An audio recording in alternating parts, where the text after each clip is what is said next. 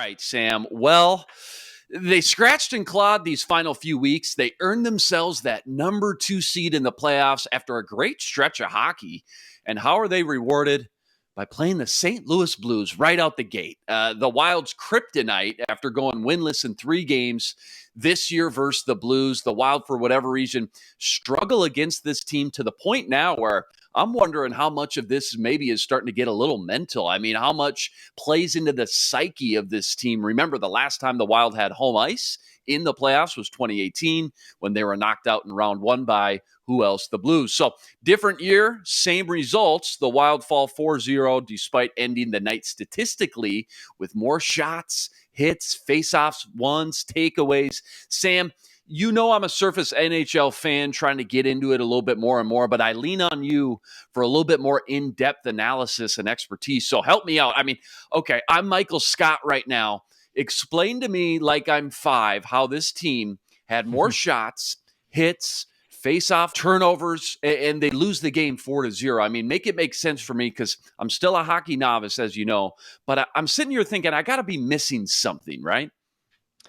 So let me tell you a little story back to that playoff series that you referenced about 5 years ago where that Wild team that went in that year, I think at the time, they might have been the best Wild team ever. I mean, in terms of regular season talent, momentum, that might have been the best Wild team that I'd seen to that point. They faced the Blues. They have home ice.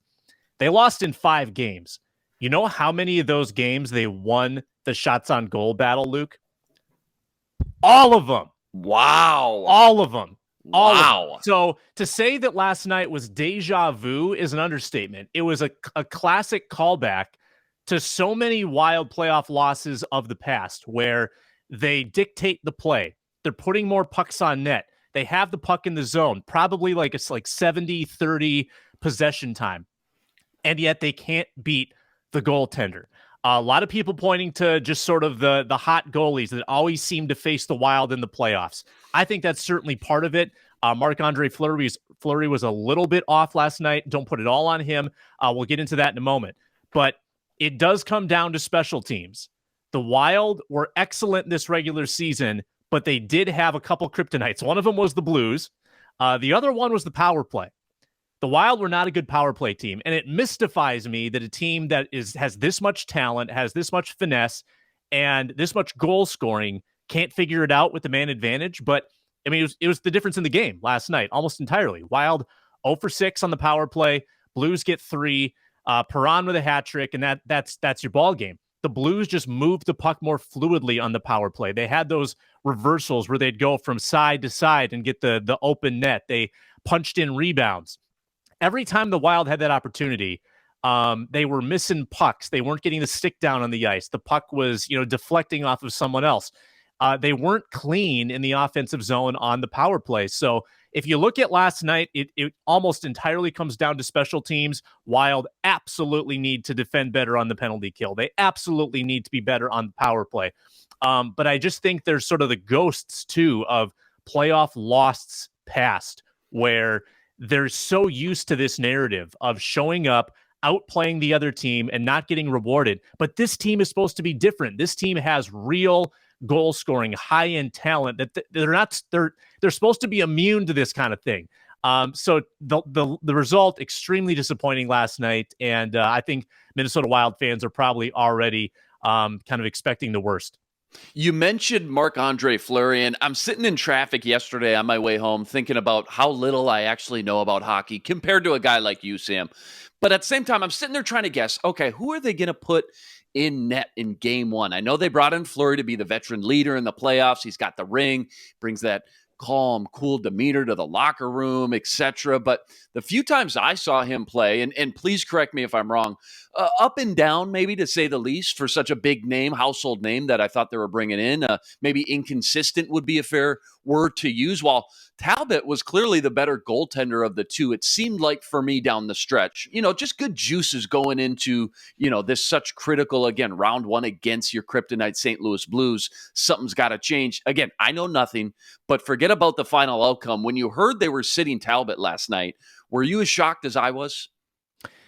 Disappointed. Yes. Okay. Mm-hmm. On a couple different levels. So they trade for Fleury early March, and they stage this apparent competition where they alternate back and forth, and they say, basically, may the best man win. Talbot was the best man, and Fleury won the competition. So what was it all for? Right. I've got the April stats in front of me here. So in April, Fleury had a 3.01 goals against average. Talbot had a 2.41. Pretty decisively in Talbot's favor there. No doubt. Over half a goal less per game. No question. Save percentage was over 1% better for Talbot. So I don't get why that wouldn't win him the job in the postseason. And I understand that Fleury is a Stanley Cup champion, and he has a history of doing this in the postseason where he's really good.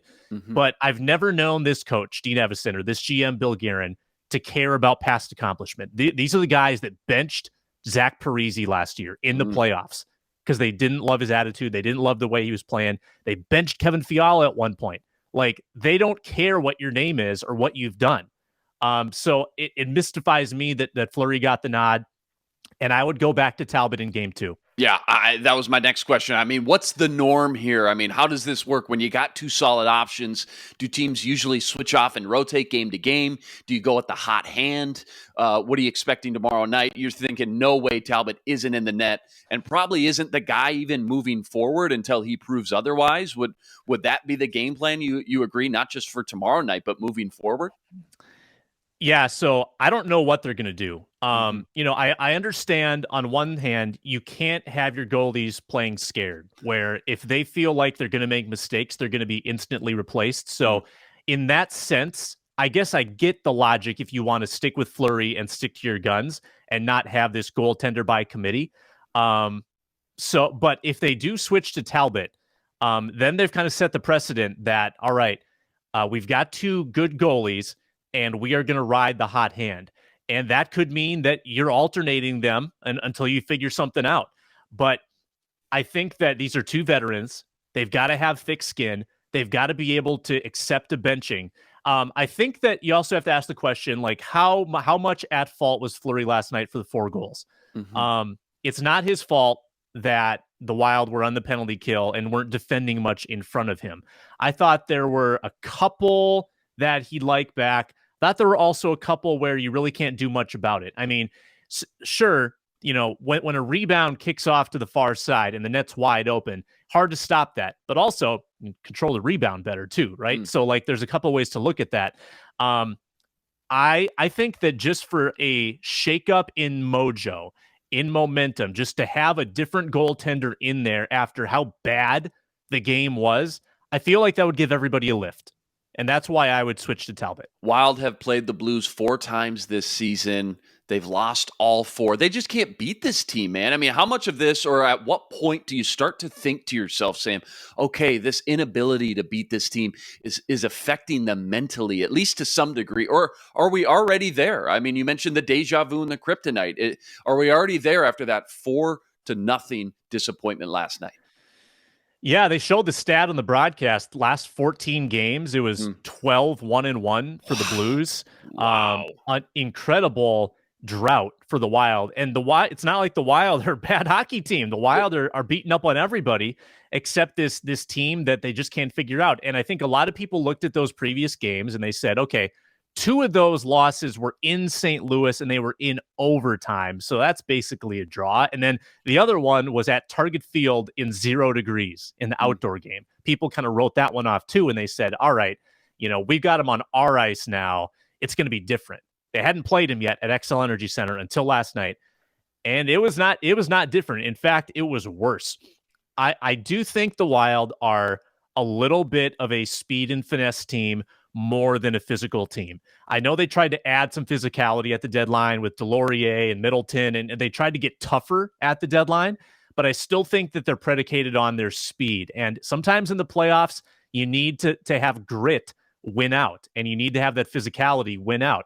And I know the Wild things were chippy and they weren't afraid to mix it up, but how great would it be to have a Zach Parise who always knew how to score that gritty goal? And I'm not saying they made the wrong move to make that release, but You would love to have a player like that who could just park in front of the net and hammer pucks in. That was his game. He was a playoff bred hockey player, just meant for these moments. And I don't know if they have quite that guy. Like Fiala and Kaprizov, they're going to score from the edges. They're going to stick handle and, shoot from the slot.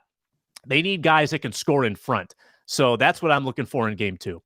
Man, what a stat you pulled out. 12-1-1 in the last 14 games. That's why it's so frustrating, because the Wild aren't a bad team. They're good. They're really good. I mean, you don't get the number 2 seed, just by sheer luck. So certainly frustrating, again, why they just can't get over the hump with the St. Louis Blues. Wild try to rebound and leave Minnesota with a split tomorrow night. Puck drop 8:30 at the XL Energy Center.